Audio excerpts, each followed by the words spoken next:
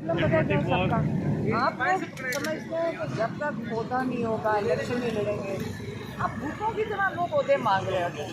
आपको यकीन नहीं आता, लोग दुनिया में हैं जो नहीं ना ओहदा मांगते, ना उनको इलेक्शन लड़ने।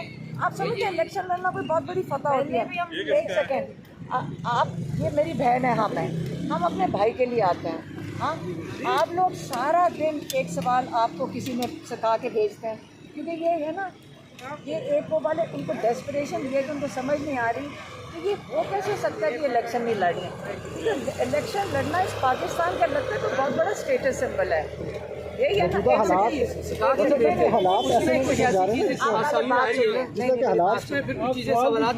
बात सुन लें। आप सवाल ये पूछ रहे हैं कि इलेक्शन में कौन से सीट लड़े हैं। जब मैंने 2 दफ़ा नहीं कहा, मैंने 100 दफ़ा कहा हम इलेक्शन में नहीं लड़े, इसका मतलब आपका ख्याल होगा हम झूठ बोल रहे हैं। हाँ, हम पता है, हम ज़्यादा हालात जिस तरह गिरफ्तारियाँ हो रही हैं, मैं बात ख़त्म कर लूँ, आप बीच में इंटरप्ट कर रहे हैं। तहजीब पहले ये होती, पहले सुन लें। हाँ, हम घर से निकल के आए हैं, खबर करेंगे आपको एक क्वेश्चन। हम घर से निकल के आए हैं खबर के, ठीक है। हम आए हैं अपने भाई के लिए। हाँ, हम अपना तमाशा बनाने नहीं आए। हमने जब आपको कहा कि हम इलेक्शन में नहीं लड़ रहे हैं, आप समझते हैं ये कोई पता नहीं किस किस्म की ख़वातीनें झूठ बोल रही हैं। आपको आदत है तमाशा लोगों का बनाने की, आप थोड़ा सा लिहाज करें। मैंने फिर से कहने लगी हूँ, हम इलेक्शन और सियासत में नहीं है। हम अपने भाई के लिए आज खड़े हैं, पहले भी खड़े रहेंगे और आइंदा भी खड़े रहेंगे। और आप जैसे लोगों के सवालों का जो तहजीब के बाहर भी निकलते हैं उसका सामना करेंगे। सबसे बड़ी हमारी जिहाद पता है क्या है? जेल नहीं है, बदतहजीबी है। हम जब एक औरत घर से, आपकी भी अगर घर की माँ बहन बाहर निकलेगा, आपको कितनी तकलीफ़ होएगी अगर उसे बदतहजीबी होए। आप सोचें कि हमारे घर के मर्द होएंगे वो कितनी तकलीफ़ उठाते हैं कि जब उनके साथ बदतहजीबी होए।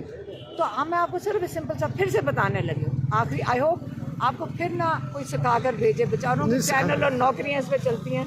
कह रहे हैं, मैं फिर से कहने लगी, हम अपने भाई के लिए आए हैं।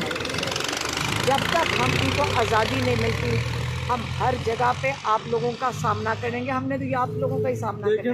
हम कंटेनर से भी जो कुछ होता था हम वो भी रिपोर्ट करते थे। आज जेल में से भी वो भी रिपोर्ट कर रहे हैं। दूसरी बात ये है कि जब मियां नवाज शरीफ जेल में थे उस वक्त भी रिपोर्ट कर रहे थे, आज खान साहब है उस वक्त भी रिपोर्ट कर रहे हैं। लेकिन सवाल भी तो सुन लें। मैं पहले आप सुन लो मैडम, ये भी तो आप देखें ना कि अगर यहाँ जेल के बाहर मुजाहरे होते हैं, अगर आपके हक में या लेकिन आप चली गई तो वो भी मीडिया पे मैंने सवाल किया था, चल रहा होता है ना, क्योंकि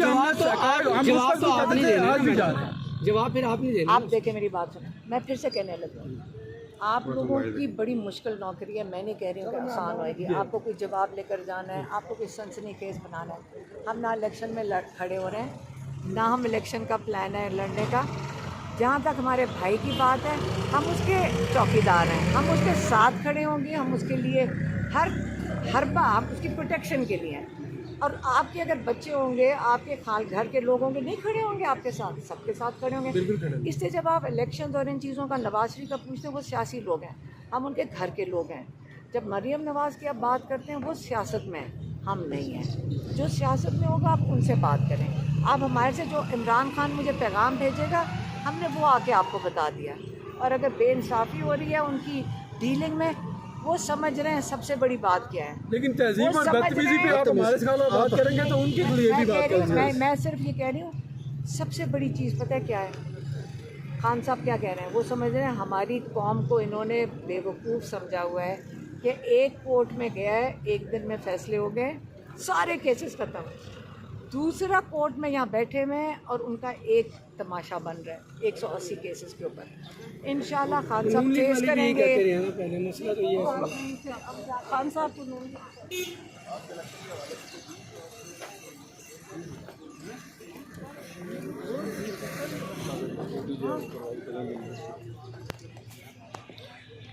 इलेक्शन के हवाले से मुझे तो नहीं समझ आई आप किस चीज़ की बात कर रहे हैं। मैडम, जाते जाते कौम को कोई मैसेज दे दें प्लीज़, जो सुनने वाले नाजरीन हैं। नहीं, बता दिया सारा।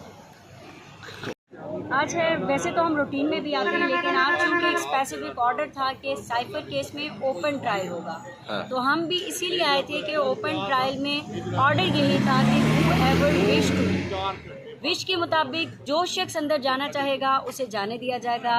इसके अलावा हम ILF की टीम है, वी आर लॉयर्स, हमें भी अलाउ नहीं किया गया अंदर जाने के लिए। तो इस चीज़ के लिए हम इमरान खान साहब के नहायत ही मशकूर हैं कि उन्होंने पाकिस्तान के अंदर जुडिशरी की पावर को एक्सपोज किया। उन्होंने बताया कि हमारी जुडिशरी जो है उसकी कितनी एक पावर है और वो कहाँ स्टैंड करती है। हमारी आवाम को भी पता चले कि ये जो हमारी जुडिशरी है इनका क्या लेवल है और इनके ऑर्डर्स को कोई नहीं मानता। देखिए, हाई कोर्ट के डिविजनल बेंच ने कहा कि ओपन ट्रायल होना चाहिए, लोगों को एक्सेस दी जाए। हमें लॉयर एज अ लॉयर भी हमें अंदर नहीं जाने दिया गया। तो जुडिशियल ऑर्डर को रद्दी की टोकरी में फेंक दिया गया। बुरी तरह से हमारा जुडिशियल सिस्टम जो है वो एक्सपोज हुआ। लेकिन हम इस पे भी खान साहब के मशकूर हैं कि उन्होंने पाकिस्तान की आवाम को बताया कि इस मुल्क के अंदर जुडिशियल सिस्टम जो है वो कितना कमज़ोर है कि उनका ऑर्डर उनके मातहत इदारे, इन्वेस्टिगेशन एजेंसीज और सुप्रीडेंट जेल नहीं मान रहा। ये क्या तमाशा लगा हुआ है?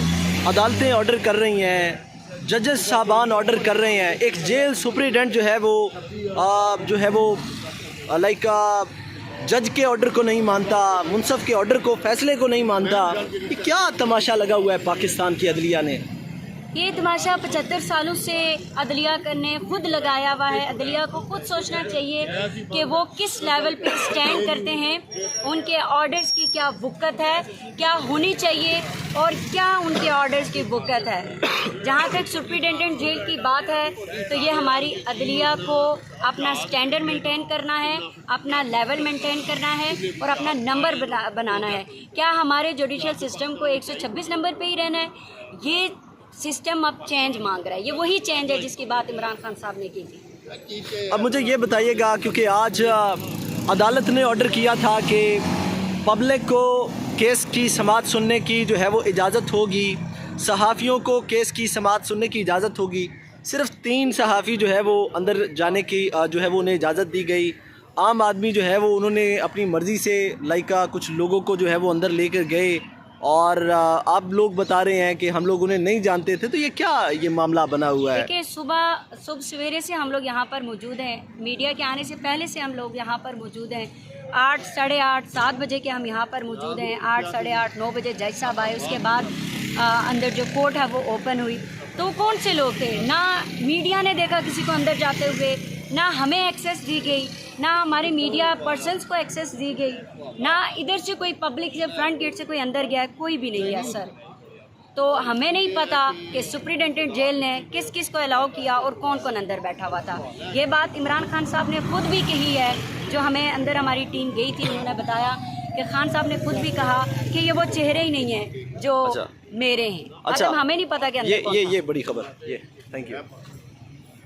आपको बताएं कि इस वक्त जेल सुप्रीडेंट जो है वो यहाँ से रवाना हो रहे हैं। सॉरी, जो मोअज़्ज़ज़ जज साहब थे जिन्होंने जो है वो केस की समाअत की है, वो इस वक्त केस की समाअत करने के बाद यहाँ से जो है वो रवाना हो गए हैं। और अब जी इमरान खान की हमशीरा, इमरान खान की जो बहन है अलीमा खान जो है वो यहाँ से बाहर आती हुई देखी जा सकती हैं। ये मनाजिर आपको इस्लामाबाद के ये मनाजिर आपको रावलपिंडी अडियाला जेल से दिखाए जा रहे हैं। आपको बताएं कि बुशरा बीबी इस वक्त जो इमरान खान की जो हमशीरा हैं,